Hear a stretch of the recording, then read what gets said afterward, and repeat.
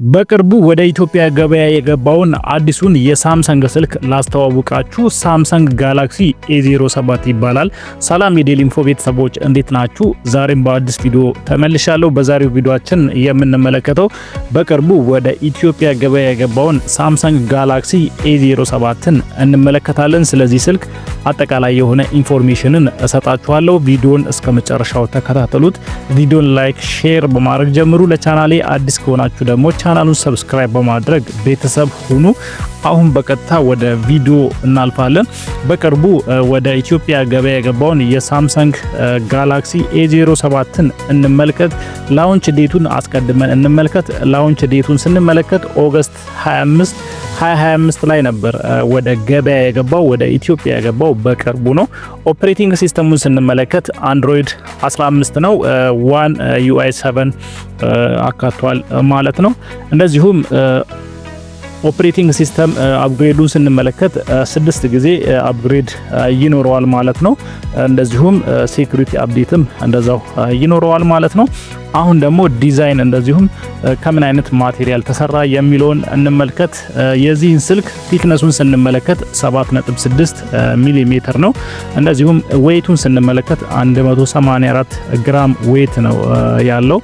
እንደዚሁም ቦዲዎቹ ከምን አይነት ማቴሪያል ተሰሩ የሚለውን ስንመለከት ፍሮንቱን ግላስ ነው። እንደዚሁም ባኩና እንደዚሁም ፍሬሙ ከፕላስቲክ ማቴሪያል ነው የተሰራው። የዚህን ስልክ ዲስፕሌይ ታይፑንና እንደዚሁም ዲስፕሌይ ሳይዙን ስንመለከት ዲስፕሌይ ሳይዙ 6.7 ኢንች ነው። እንደዚሁም ዲስፕሌይ ታይፑን ስንመለከት ወይም ስክሪኑን ስንመለከት PLS LCD የተባለ የዲስፕሌይ ወይም የስክሪን አይነት ነው የሚጠቀመው። ሪፍሬሽ ሬቱን ስንመለከት 90 Hz ሪፍሬሽ ሬት አለው ማለት ነው ይህ ስልክ። ሪዞሉሽኑን ስንመለከት 720 በ1600 ወይም HD ፕላስ የሆነ ሪዞሉሽን ነው ያለው። ፐርፎርማንሱን ወይም ምን አይነት ፕሮሰሰር ይጠቀማል የሚለውን ጉዳይ እንመልከት። ይህ ስልክ ሚዲያቴክ ሂሊዮ G99 የተባለውን የፕሮሰሰር አይነት ነው የሚጠቀመው። አሁን ደግሞ ይህንን ስልክ በምን አይነት የራም እና እንደዚሁም የስቶሬጅ አማራጭ ወይም ኦፕሽን እናገኘዋለን የሚለውን ልንገራችሁ። ይህ ስልክ በ4 እና በ6 GB ራም ኦፕሽን ልታገኙት ትችላላችሁ። እንደዚሁም ስቶሬጅ አማራጩን ስንመለከት በ64 128 እንደዚሁም እስካሁን ካሉ ስልኮች እንደዚህ ዋጋቸው አነስ ካሉ ወይም በጀት ከሚባሉ ስልኮች ለየት የሚያደርገው በ256 GB አማራጭ ልታገኙት ትችላላችሁ። ከዚህም በተጨማሪ ደግሞ እስከ 2 ቴራባይት ድረስ ማይክሮ SD ወይም ሜሞሪ ካርድ ሰፖርት ያደርጋል ማለት ነው። አሁን ደግሞ ካሜራውን እንመልከት። ዱዋል ካሜራ ነው፣ ሬር ካሜራው ማለት ነው። ዱዋል ካሜራ ነው ይዞ የመጣው 50 ሜጋፒክሰል ሜኑ 50 ሜጋፒክሰል ነው። እንደዚሁም 2 ሜጋፒክሰል ዴፕዝ ይቀርጻል ወይም መቅረጽ ይችላል ማለት ነው። እንደዚሁም 8 ሜጋፒክሰል ሰልፊ ካሜራ ተካቶለታል።